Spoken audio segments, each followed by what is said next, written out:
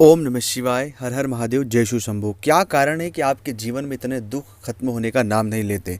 एक दुख जाता है, दूसरा दुख आ जाता है। जीवन में जब से हम जन्म लिए हैं तब से दुखों ने हमारा पीछा नहीं छोड़ा है। ऐसा क्यों हमारे साथ बार बार हो रहा है? हम बहुत से उपाय करते हैं, बहुत से हल करते हैं, और हम तो जाने और अनजाने में कभी भी किसी व्यक्ति का बुरा नहीं करना चाहते, लेकिन फिर भी हमारे हिस्से में दुख क्यों है और इन दुखों से कैसे छुटकारा मिलेगा? आखिरकार हमें विस्तार से ये चीज़ें बताएं, आप समझें, और इस पूरी जो घटनाक्रम हमारे साथ जीवन में हो रहा है दुखों को लेकर, ऐसा क्यों? और जब हम उन बुरे लोगों को देखते हैं, जो लोग बहुत बुरे हैं, ख़राब हैं, लेकिन उनके जीवन में सब चीज़ें बेहतर होती जाती है, हमें समझ ही नहीं आती कि ईश्वर का क्या न्याय है। और हम बहुत हताश और निराश हो जाते हैं। हमारे मन में कई सारे प्रश्न शुरू हो जाते हैं कि हमारे जीवन में इतना दुख, इतना पीड़ा क्यों है? हम तो हमेशा चीज़ों को लेकर बेहतर करना चाहते हैं। इस पूरे प्रश्न का जवाब मिलेगा, और अगर ऐसी परिस्थिति से आप जूझ रहे हैं तो ज़रूर इस वीडियो को पूरा और अंत तक देखकर इन दुखों से आपको छुटकारा मिलेगा, एक सही रास्ता मिलेगा, एक सही मार्गदर्शन मिलेगा, जिससे आपके जीवन में कई सारे सकारात्मक बदलाव आपको देखने को मिलेगा।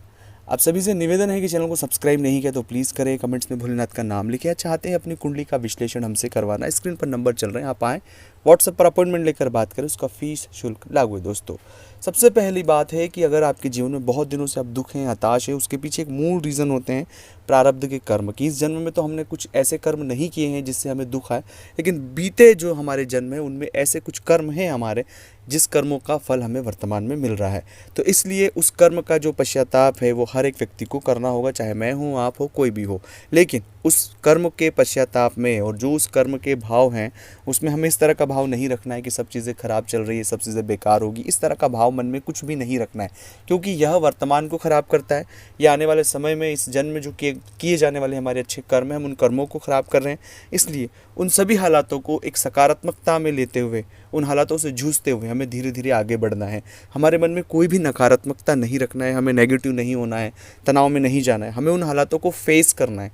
जब तक हम फेस नहीं करेंगे तब तक चीज़ें कुछ भी ठीक नहीं होगी। और ईश्वर का जो स्मरण है वो सबसे बड़ी सत्ता है, वो सबसे बड़ा दयालु और क्षमा करने वाला है। इसलिए जितना हो सके उतना अपने इन हालातों में नमः शिवाय का जाप करें, ओम नमः शिवाय का जाप करें। अब अपने इन हालातों में भी देखें कि इन हालातों में भी ईश्वर ने हमें सपोर्ट किया। हम जिन हालातों में अभी वर्तमान हैं, जो चीज़ें बेहतर हो रही है, वो भगवान की कृपा से हमारे जीवन में हो रही है। इसलिए जितना ज़्यादा हो सके शिव मंत्र का जाप करें, नमः शिवाय का जाप करें, अपने इष्ट मंत्र का जाप करें। अब जितना जाप करेंगे उतने आपके हालातों में एक सकारात्मक बदलाव देखने को मिलेगा। लेकिन कहीं भी नकारात्मक नहीं होना है, कहीं भी आपको बहुत ज़्यादा डिप्रेशन, तनाव या इस तरह की नेगेटिविटी में नहीं जूझना है। जो हालात है उन्हें फेस करना है, खुद को शांत रखना है। जो हमारा कर्म आप कर रहे हैं उन्हें पूरे डेडिकेशन के साथ उस कर्म को करते जाएं।